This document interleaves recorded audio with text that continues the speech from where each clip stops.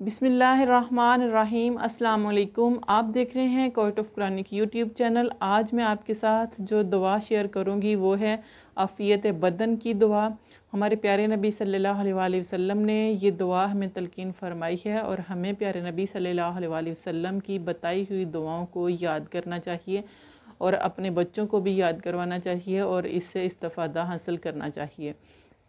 तो ये बहुत ही प्यारी सी दुआ है। मालूम होता है कि मुत्तकी की पहली अलामत ये है कि वो हज़ूर नबी करीम सल्लल्लाहु अलैहि वसल्लम की बताई हुई तमाम चीज़ों पर मुहक्कम यकीन रखता हो। ये मुत्तकी की दूसरी अलामत है कि कुरान में ये हुक्म कहीं नहीं कि नमाज पढ़ो, बल्कि ये हुक्म है कि नमाज कायम करो। तो जब नमाज कायम करने का हुक्म दिया जाता है तो नमाज कायम करने का मतलब ये है कि नमाज को तमाम हकूक़ यानी कि ज़ाहरी और बातनी के साथ अदा किया जाए। तो नमाज के ज़ाहरी हकूक़ ये हैं कि सुन्नत नबवी सल्लल्लाहु अलैहि वसल्लम के मुताबिक तमाम अरकान बजा लाते हुए नमाज़ पढ़ी जाए, और बातनी हकूक़ ये हैं कि ख़ुशू खुशू के साथ नमाज अदा की जाए। और अल्लाह ताला के ये एहसान समझते हुए, यानी कि जब नमाज़ पढ़ने के लिए खड़े हों तो एहसान समझ रहे हों कि अल्लाह का बड़ा एहसान है मेरे ऊपर, इस तरह की कैफियत अपने ऊपर तारी करते हुए अल्लाह ताला के सामने खड़े हों नमाज के लिए। कि अल्लाह ताला जब हम इस तरह की कैफियत में खड़े होकर नमाज़ पढ़ रहे होते हैं ना, तो महसूस कर रहे हों कि अल्लाह ताला हमें देख रहा है और हम अल्लाह ताला को देख रहे हैं। तो इस तरह की नमाज जो है वो बहुत ज़्यादा यानी कि अल्लाह ताला के आपको करीब कर देगी, कि अल्लाह के बहुत ज़्यादा करीब होते हैं फिर आप। तो जो नमाज इस तरह के ज़ौक़ व शौक़ से अदा की जा रही हो, नमाज ही वो होती है। यानी कि जो नमाज आप बहुत ज़्यादा खुशू खुज़ू के साथ पढ़ रहे होते हैं, तवज्जो के साथ पढ़ रहे होते हैं, अल्लाह ताला की तरफ आपकी तवज्जो होती है और आप ये देख कर पढ़ रहे होते हैं कि अल्लाह मेरी तरफ देख रहा है और मैं अल्लाह को देख रहा हूँ, कि अल्लाह के सामने मैं खड़ा हूँ। तो फिर उस नमाज का बहुत ज़्यादा अजर व सवाब हासिल होता है। तो जब भी इंसान नमाज़ पढ़ता है, अल्लाह ताला की हम्दो सना करता है, तो अगर तो आप पूरे यकीन के साथ, पूरे ईमान के साथ पढ़ते हैं ना, तो उसका आपको बहुत ज़्यादा अजर व सवाब हासिल होता है। तो अगर आप कोई भी नमाज़ पढ़ रहे हैं, कि कोई ज़िक्र कर रहे हैं, तो आपकी तवज्जो अल्लाह ताला की तरफ नहीं है, आपका ध्यान अल्लाह ताला की तरफ नहीं है, आप ईमान के साथ खड़े नहीं हैं, आप यकीन के साथ खड़े नहीं हैं अल्लाह के सामने, तो अल्लाह ताला को आपकी इस तरह की नमाज जो है वो बिल्कुल भी पसंद नहीं। तो जब भी नमाज़ पढ़नी है, नमाज में खुशू खुज़ू पैदा करना है, नमाज में अपनी बहुत ज़्यादा तवज्जो पैदा करनी है। इस तरह की जो पढ़ी हुई नमाज है, उसी नमाज को यानी कि जो तवज्जो के साथ, मोहब्बत के साथ, बहुत ज़्यादा एहतराम के साथ, बड़ी अकीदत वाली जो नमाज होती है, वही नमाज दीन का सतून बनती है और वही नमाज प्यारे नबी सल्लल्लाहु अलैहि वसल्लम की आँखों की ठंडक बनती है। तो जब आपकी नमाज प्यारे नबी सल्लल्लाहु अलैहि वसल्लम की आँखों की ठंडक बनेगी, तो प्यारे नबी सल्लल्लाहु अलैहि वसल्लम तो ख़ुद ही आपकी शिफ़ात करेंगे ना क़यामत वाले दिन।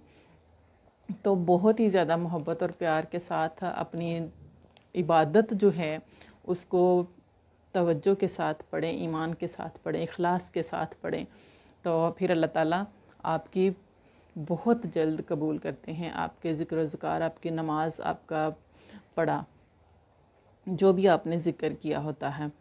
तो ये प्यारे नबी सल्लल्लाहु अलैहि वसल्लम की बहुत प्यारी सी आफ़ियत बदन की दुआ है। आपने इसको पढ़ना है और अपने बच्चों को भी याद करवानी है ये दुआ। तो ये दुआ जो है, अल्लाहुम्मा आफ़िनी फ़ी बदनी, अल्लाहुम्मा आफ़िनी फ़ी समाई, अल्लाहुम्मा आफ़िनी फ़ी बसरी, ला इलाहा इल्ला अंता, अल्लाहुम्मा इन्नी आऊज़ु बिका मिनल कुफ्री वल फ़क्री व आऊज़ु बिका मिन अज़ाबिल क़ब्री, ला इलाहा इल्ला अंता। یہ اتنی پیاری دعا ہے. ابو داؤد میں یعنی کہ حدیث ابو داؤد میں یہ روایت ہے اور پیارے نبی صلی اللہ علیہ وسلم نے یہ تلقین فرمائی ہے. تو اس دعا کو جب آپ پڑھیں گے تو اس کی بہت زیادہ برکت حاصل ہوگی. یعنی کہ اس میں اللہ تعالیٰ سے یہ دعا کی جا رہی ہے کہ اے اللہ میرے جسم کو عافیت دے، اے اللہ میرے کانوں میں عافیت دے، اے اللہ میری آنکھوں میں عافیت دے، اے اللہ یعنی کہ تیرے سوا کوئی عبادت کے لائق نہیں ہے اور تو مجھے کفر اور فقر سے نجات دے اور ان کے عذاب کے قبر کا جو عذاب ہے اس سے مجھے چھٹکارا دے اور تو ہی عبادت کے لائق ہے، تیرے سوا کوئی عبادت کے لائق نہیں. تو یہ کتنی پیاری سی دعا ہے.